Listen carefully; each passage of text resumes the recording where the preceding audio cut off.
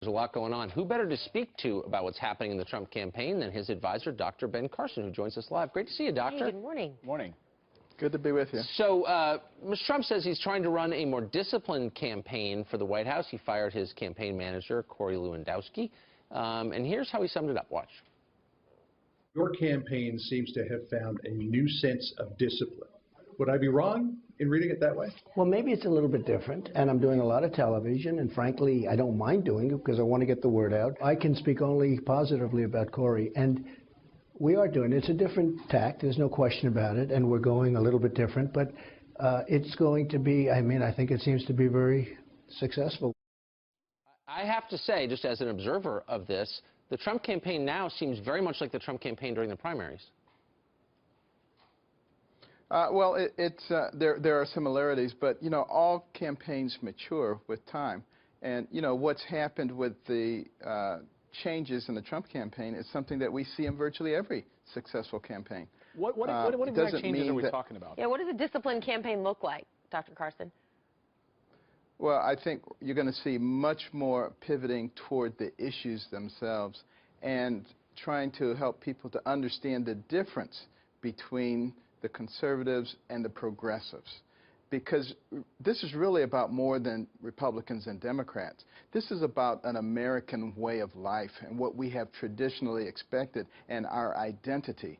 Are we willing to give that up for the sake of political correctness, for the sake of being part of the one world group? You know, I think this can be structured in a way that will become extremely clear to anybody what they're voting about. Dr. Carson, Mr. Trump has been accused of not listening to some of his advisors. Do you feel like he listens to you, and is he listening to the people around him enough? I think he listens quite well. You know, he is a very, very smart man. So he's going to do things that are wise. You know, for instance, you know, you're recently talking about a vice presidential pick. You know, the traditional politician says, well, let's see, who can bring me Florida, who can bring me Ohio, who can bring me this demographic? He's not looking at it that way.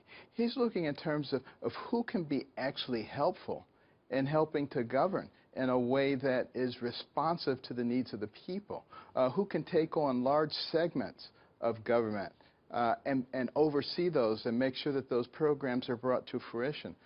That's the way a business person and a logical person thinks, not like a politician. So do any names come to mind, any idea for a vice presidential pick that would fit that bill? There are lots of names that come to mind, but I don't think I want to get into that right now. So, Dr. Carson, I don't want you to laugh at me, but I heard from a relatively sane person who claimed to have information that they are thinking about Ivanka Trump as his running mate. Is she old enough? I believe she is old enough. I think the threshold is 30 for that. Have you heard that, is my question. I have not heard that, I must admit. Well, lots of rumors fly around. I'm not endorsing that, obviously, but it did cross my inbox. It's going to be interesting. That I can guarantee you, it's going to be interesting. And when you think about it, it's going to make a great deal of sense. What do you make of Hillary Clinton's response to the Brexit vote? Donald Trump out there, obviously, in front of the cameras, beating that drum that she made a huge mistake aligning herself with President Obama. She was wrong on the Brexit vote. We haven't really heard from her at all. What do you make of that? Should she have been out there? Would it have helped her in any way? Well, no. If you had said the things that she said, you would be hiding too. That shows that she does think, obviously. But, you know, at some point, honesty must prevail. And I hope, you know, she will come out and just, you know, talk about it and put the right kind of positive light on it and talk about how we can work with the British people and their aspirations, because I believe that the average Brit thinks a lot like the average American in terms of their independence. And we need to continue to push that here rather than having things imposed upon us. You know, perfect example being Obamacare. Most Americans didn't want that. They said, you don't know what you're talking about. Yeah. We're going to impose this on you. This is the same kind of thing that's been going on in Europe and the European Union. They have contempt for voters and democracy, no doubt about it. Doctor, thanks for joining us this morning. Great to see you, as always. Always a pleasure. Thank you. Thanks.